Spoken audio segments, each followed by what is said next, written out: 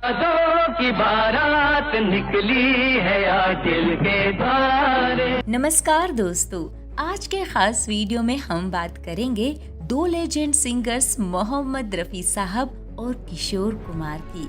दरअसल ऐसा माना जाता है कि इन दोनों महान सिंगर्स के बीच अक्सर अनबन रहा करती थी।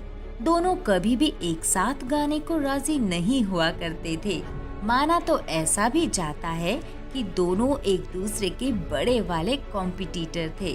अगर ऐसा आप भी मानते हैं तो हम आपको आज की इस खास वीडियो में एक ऐसी घटना के बारे में बताएंगे जिसे सुनकर आप आसानी से विश्वास नहीं करेंगे।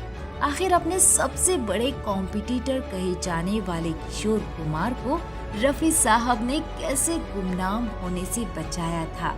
इतना ही नहीं, किशोर कुमार पर प्रतिबंध लगने की वजह से डूब रहे उनके करियर को बचाने के लिए रफी साहब तत्कालीन प्रधानमंत्री इंदिरा गांधी तक मदद लेने पहुंच गए थे।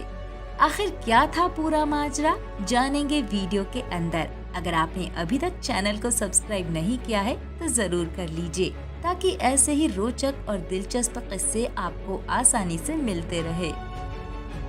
सुरों के शहंशाह मोहम्मद रफी साहब जितने संगीत में निपुण और महान थे, उससे भी कहीं ज्यादा निजी जिंदगी में मधुर और सौम्यता से परिपूर्ण थे।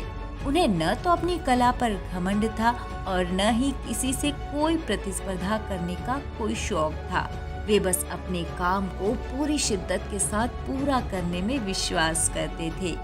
बॉलीवुड में एक समय ऐसा भी आया था कि किशोर कुमार उनके सबसे बड़े प्रतिस्पर्धी बनकर सामने आए थे।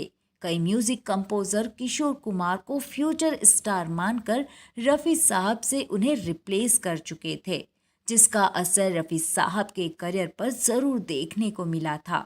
लेकिन रफी साहब इन सब घटनाओं और परिस्थितियों से परे एक महान इंसान थे।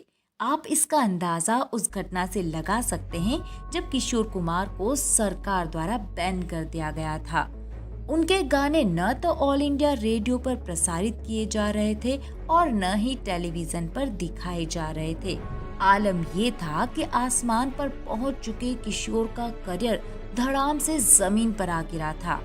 बैन लगने के चलते फिल्मकार अब किशोर कुमार की आवाज से दूरी बना चुके थे, क्योंकि इसका असर सीधा सीधा फिल्मों पर देखने को मिल रहा था। कोई भी फिल्मकार नहीं चाहता था कि किशोर कुमार पर लगे बैन का असर वे अपनी फिल्मों पर आने दे।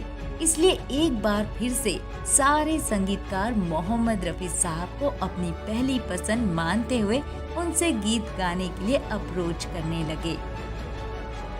वहीं रफी साहब किशोर कुमार को अपना अच्छा दोस्त मानते थे। यहाँ पर उन्होंने अपनी दोस्ती का धर्म निभाया और अपना कर्तव्य समझा। वे किशोर कुमार की परेशानी और उनके खराब होते करियर को देख नहीं सके। अगर वे चाहते तो किशोर कुमार, जो बैन के चलते जमीन पर आ चुके थे, उनका करियर समाप्त कर सकते थे, क्योंकि जो भी लोग किशोर कुमार के साथ काम करते थे वे भी आजकल रफी साहब के घरों के चक्कर काटने लगे थे। लेकिन रफी साहब ने महानता दिखाई और वे तत्कालीन प्रधानमंत्री इंदिरा गांधी जी के पास उनसे मिलने पहुँचे।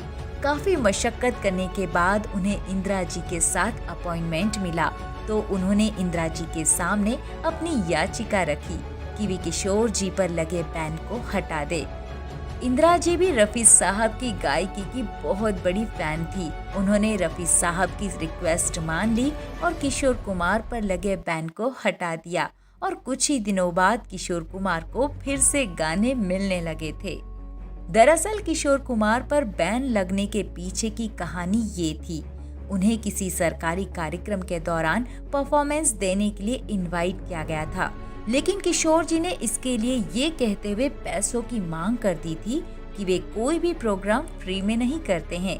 इस पर सरकार की ओर से नाराजगी जाहिर करते हुए उन पर बैन लगाने की घोषणा कर दी गई थी। बाद में किशोर कुमार जी ने खुद एक इंटरव्यू के दौरान इस घटना का जिक्र करते हुए रफी साहब को अपना बेस्ट फ्रेंड बताया था। साथ ही ये भी कहा था कि अगर रफी साहब चाहते तो मेरे बुरे वक्त को और भी भयानक बना सकते थे। क्योंकि उस समय वे बॉलीवुड के एकमात्र सबसे बेहतरीन सिंगर थे। लेकिन उन्होंने पेशे को एक साइड करते हुए मानवता और एक फनकार की दुविधा को समझते हुए दोस्ती के धर्म को सर्वोपरि समझा और मुझ पर बहुत बड़ा उपकार किया था। दोस्तों, भले ही रफी साहब ने किशोर कुमार के साथ बहुत ही कम मौकों पर एक साथ गाने गाए हों, पर उन्होंने कभी भी किसी को अपना कॉम्पिटिटर नहीं समझा।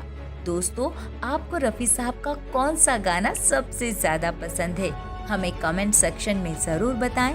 अगर आप रफी साहब के बड़े वाले फैन हैं तो चैनल को सब्सक्राइब जरूर करें। मिलते हैं ऐसे ही एक और बॉलीवुड के किस्से और कहानी के साथ। तब तक के लिए नमस्कार।